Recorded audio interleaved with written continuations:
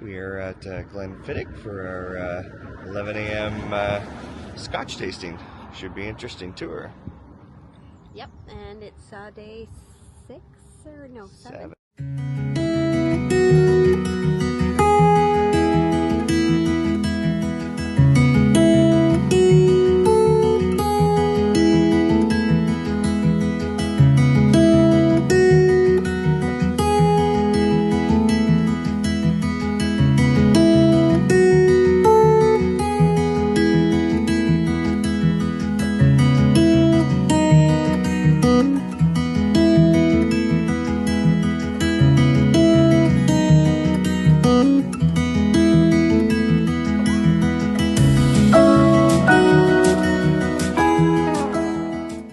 Now, you've taken the barley, malted and dyed it.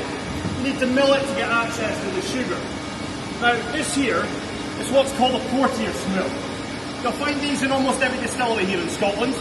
However, we no longer have one because the company that make these, well, they were too good at their own job, and these mills don't break down, they don't need new parts, they don't need replaced. To give you an idea of how good these are, Glenfiddich had their Porteous mill installed in the mid-60s. It still runs today, and it's broken down 3 times in between them. But because of this, once they were installed in every distillery, the Porteous company here found themselves without business and very quickly went out by bankruptcy and no money coming in. So when we went to expand production, we tried to buy another one of these off another distillery, but nobody would sell us theirs. So we took ours and we sold it off and built ourselves a big industrial mill in the back of here. And inside of that mill is 2 sets of big steel rollers that crush the malt barley to this what we call grist here. This is then what's added to the mash tuns to start extracting the sugar. Now if you visit other distilleries, they tend to have 1 mash tun. We have 4. This begins to show the operational scale that we're really working with. It gets worse as we go further through.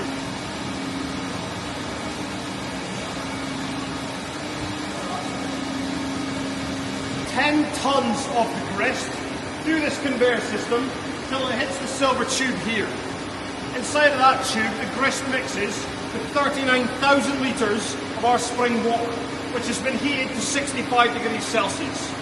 This is then dumped in, and the paddle in the middle begins to mix it together. The hot water starts dissolving the sugar, and this sugary liquid, now known as wort, is what we're after here. So this is drained out the bottom, cooled down with those heat exchangers there, and pumped into that tank there.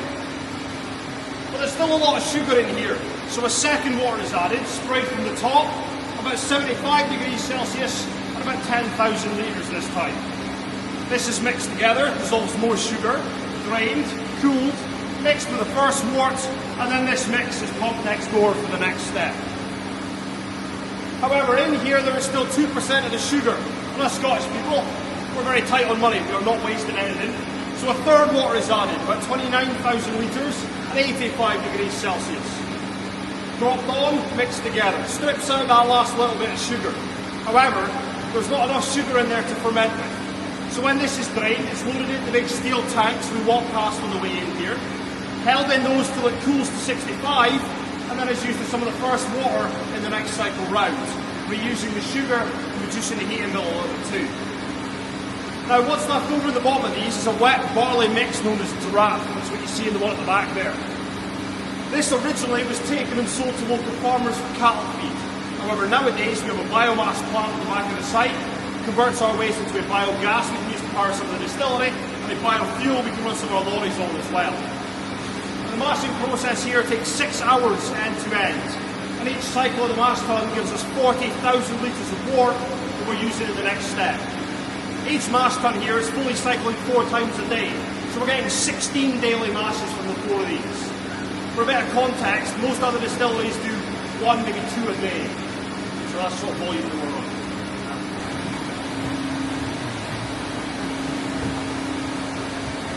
Backs you see here. Now each one of these wash backs is 5.3 metres tall, so if you're not afraid of heights, look that way and look down. You'll see the full scale of these things, they're massive. Now we take the 40,000 litres of wort from 1 mash tun and pump it into one of these. We then add in 250 litres of a liquid-based distiller's yeast. The yeast rapidly eats through the sugar, converting it to alcohol. After 2 days in here, we now have a strong beer of just over 10%. Now at this point, the temperature and the alcohol in here kills the yeast and the ferment stops. Now we could use this liquid that's now known as the wash. It is ready to go at this point. But we leave it for a total of 72 hours, because that third day allows a reaction to take place between the leftover sugar and alcohol and form compounds called esters. These esters are the fruity flavours that you're smelling in the air, these apple and pear-like notes. This is what we want from this stage on more refined distillation.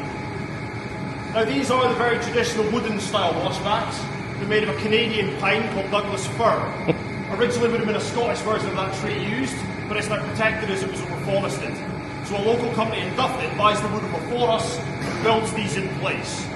Now these will last us about 30 years, which is quite lucky, so we have to back order the wood 30 years in advance to let the trees grow to the right size here. So each board is one solid piece. Right, now looking at the end of day 3, so this has been cut, there's still much going on. That's what I was doing. Distillation process. However, in here is one of the restricted areas when it comes to photography. There's one point inside that takes pictures. I'll show you that once we're inside.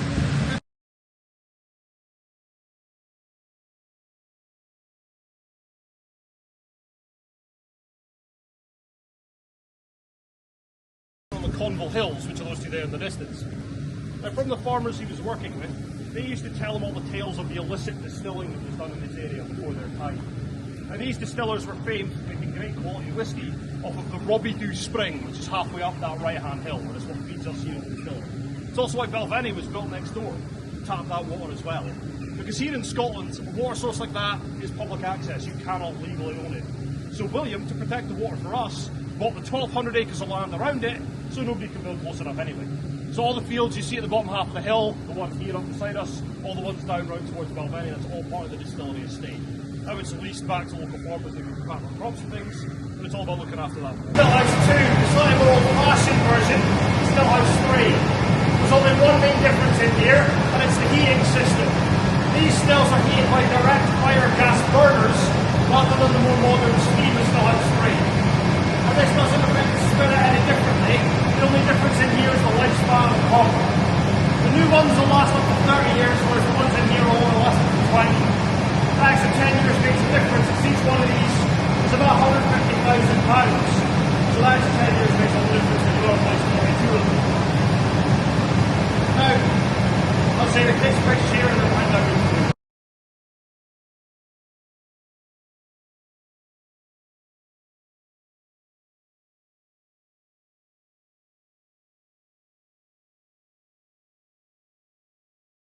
Do you all know what I mean when I say angel's share?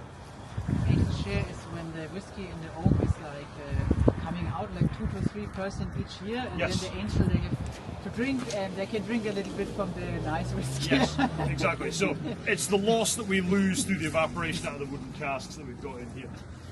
So the angel's share means in here smells amazing. It's my favourite part of the tour, but does also mean it's very flammable in here as well. So again, no phones, cameras or any electronic use in here, but I'm sure you'll forgive me as we head in because it does smell funny. But we'll start with the 12. Now, when it comes to a whiskey tasting, there's no right or wrong way to drink your whiskey, but there's a few things I always recommend when it comes to a tasting. Try the whiskey neat first, see what you think of it. If you like it as it is, leave it. Then as you come towards the end of the drink, take a pipette and splash in a little bit of water. See how it changes. If it changes to something you like a bit more, you'll know next time to add water straight away. If you don't like what it changes into, you've not ruined the whole dram, and you know for next time to not add the water. The 12-year-old, still in that iconic green triangular bottle from all the way back in the 60s. Anyone know why it's green? No? It's cheapest.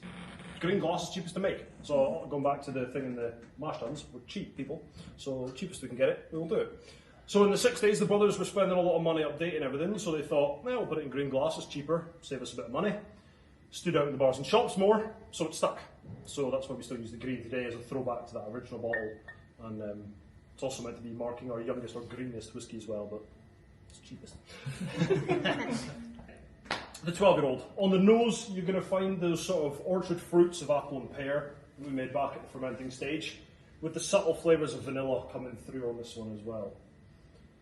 This is a great example of why we choose to use the hogshead casks over the bourbon barrels, because that fruitiness comes through more with that slightly slower aging cask there. Then once you start drinking this whiskey, however, the fruitiness steps right back and the bourbon flavours come through a lot more. So that's sweet, smooth vanillas, slightly sweet toffee-like flavours that then morph to that more honeyed, slightly spiced finish. That comes from the sherry influence there, but it's definitely bourbon forward, definitely light, definitely easy drinking. 70% of this is bourbon, 20% of this is sherry, and the final 10% is what we call virgin oak or new oak casks. What this means is these casks are prepared exactly like they would be for bourbon, they're just never used for bourbon. The first thing going in them is the whiskey. So this gives you much more of that fresh charred influence, but much more of the wood influence in there as well. So with this whiskey, on the nose, you're going to find that the fruits have totally disappeared here. The age of the wood is now overpowering, and it's much more of that sweet caramelised toffee flavour. This whiskey, it's much more peppery, of that sort of white peppery spice. Personally for me, this is too fiery, and I'm not a fan of this whiskey because of it, but a lot of people like the extra bite and heat that this brings to the whiskey. So see what you think of it. See if you enjoy that new oak influence and the heat that it brings, or if you prefer the smoother, fruitier 12. Is it going? Now, we're going to step up to the 18, which is the big sister to the 12. Same casks, just a slightly different ratio involved with this one. 75 bourbon to 25 sherry. Now that extra 5% sherry doesn't make much difference until you add the extra 6 years of aging on as well. Now the sherry is the dominant cask here. So on the nose, big influence of those dried fruits, the sultanas, raisins, those Christmas spices of cinnamon and ginger in there as well. On the palate, very heavy of that toffee, sweet toffee flavours laced with those fruits and spices as well. Slight hint of dark chocolate with that really warming, smooth finish that runs down the chest after. What we call the core range of the distillery. They're the ones that basically the distillery runs on these days. There's our best sellers, our biggest producers. This thing, however, is very, very different. This is our 21-year-old Grand Reserva. This is the first and youngest release in our Grand series, of which there is now 4 bottles. These are all older cask-finished whiskies. So what we do with these is mature bourbon and sherry for 21 years. We then mix those together at a ratio of 95% bourbon to 5% sherry. Now the sherry here is adding no flavour, it's purely about adding a bit of body to the very light bourbon whiskey, because instead of marrying this in a marrying tun, this mix gets taken and loaded into ex-Caribbean rum casks and matured for a further 6 months. The cask finish here totally changes the flavour profile. Still very fruity, with much more tropical fruits, pineapple, mango, banana. Big influence of vanilla from the extra bourbon cask in this as well.